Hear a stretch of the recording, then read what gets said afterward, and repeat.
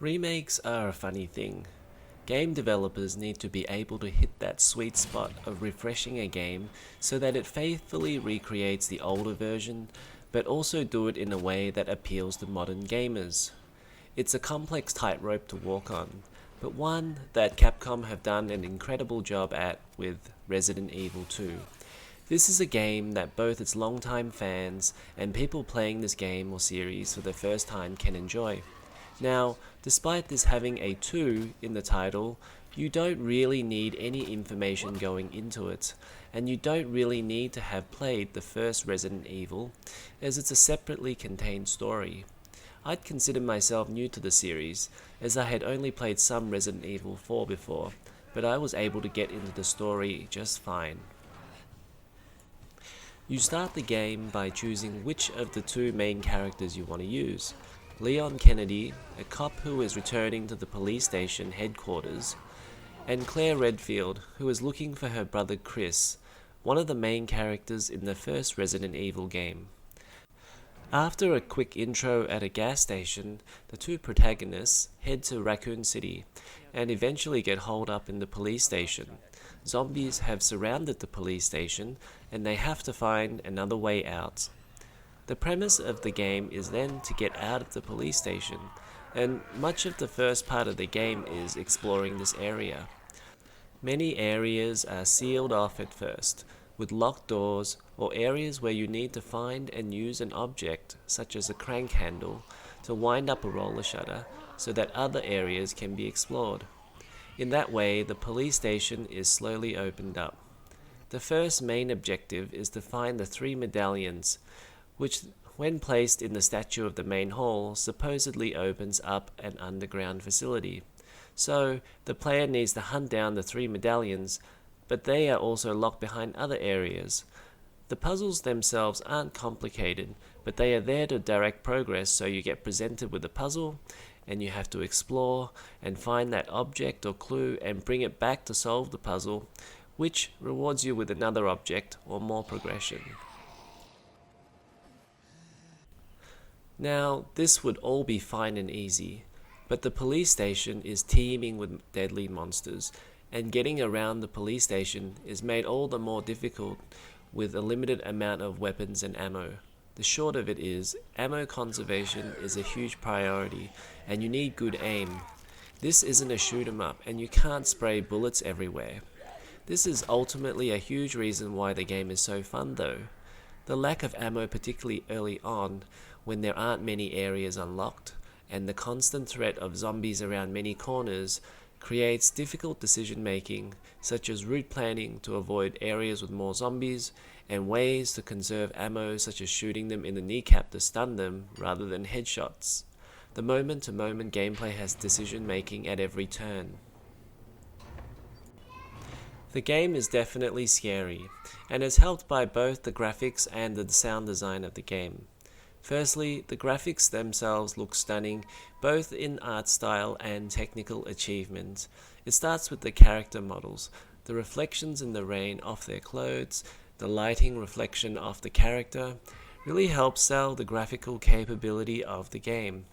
As with many games set during an apocalypse event, the environment is filled with detail and the areas look destroyed and decrepit. But not only is there a lot of stuff thrown about, there's a ton of fine detail everywhere that is a pleasure to just admire. The game world is not overly large in Resident Evil 2, but the small area that is afforded to the player allows the player to get to know the game world much more intimately than if they had a massive open world. One major aspect of the graphics that deserves a lot of praise is the lighting. Many times the player will move from a brightly lit area to a dark area, and the mood will immediately become more tense, very befitting of a horror game. And the torch used in these areas helps to increase the tension too, as it creates a brighter spot where the torch is aiming, and the darker areas surrounding that, so you never know if something is creeping around the corner. Speaking of which, the zombies themselves are not difficult enemies, but they do make tricky target practice at first due to their stumbling animation. They're there more to add tension and scare the player, and some of them can definitely be very scary. The sound design is also equally fantastic, and there are so many eerie sounds in this game.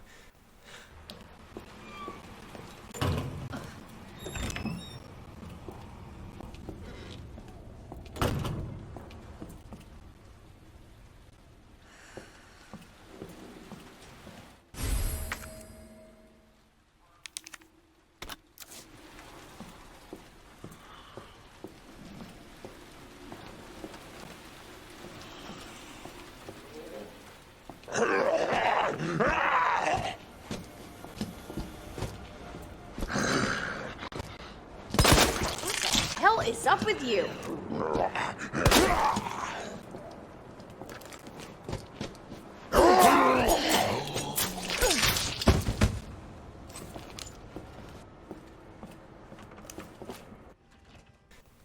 Just things like windows rattling while the sound is turned up is done really well.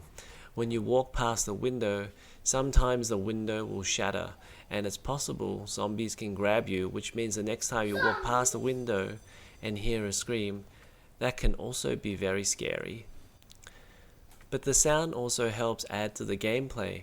In many rooms, you can hear footsteps of enemies as they get closer or further as they walk away. And that gives you some time to prepare yourself and plan a route out of the room. Finally, just some personal musings on the fact that this is a remake of an older game. The beauty of the game is that nobody would actually know that it is a remake. The game plays and feels like a modern one, even with all of the adventure game puzzles and smaller areas and limited ammo, inventory space, saving on a typewriter, and limited number of enemies. Rather, this feels like an incredibly fresh take on game design, questioning some of the design decisions that we have seen in modern gaming, like open worlds or unlimited ammo and health, recharging health anyone? It almost feels like it's a statement on the value of game design and how games can be engaging. If you've never played a Resident Evil before, Resident Evil 2 is the perfect place to start. Some of the older titles are a little bit stiff in terms of walking around in combat. Resident Evil 2 fixes a lot of the issues from past titles and gives the series an impressive reboot. It comes highly recommended, and I give it a 10 out of 10. We'll have another video discussing the game in more detail with some spoilers about the game design and why the game is great. So be sure to subscribe to the channel to get notified when that comes out. See you in the next video.